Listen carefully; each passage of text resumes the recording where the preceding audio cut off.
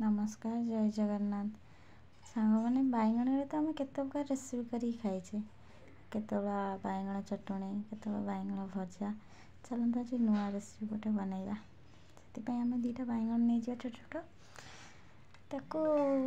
छोट छोट सरू सरू पीस की जिते सरू कर स्वाद लगे तो कौन करना सरू सरू की काटिदमा भल कि काटिदमा भी देखीदबा काले पोक थवे खराब थब बैगण तो भल कि देखी नवा देखी सारा पर गोटे पानी रे काटिकी पकईदबा पकई सारा भल कि धोईकी आनी दे टिके हलदी गुंड टिके लुण आदे किछि अरुआ चाउल गुंड आउ लंका गुंड पकई टिके चिकेन मसला भी पकेले स्वाद लगे जदि आपण मैंने आउ अलग किसी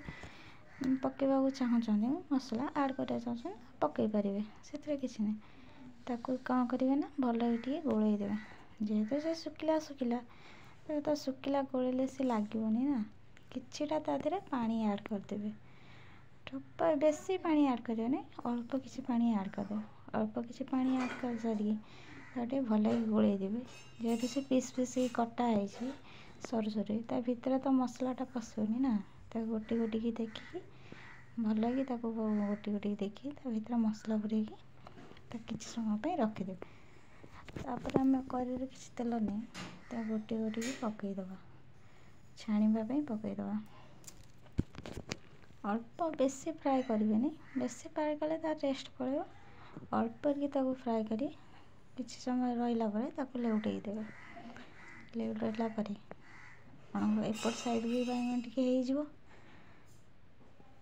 होपर कौन कर गोटे जगार काढ़ी नहीं आसवे आमर होगला रेडी बैगण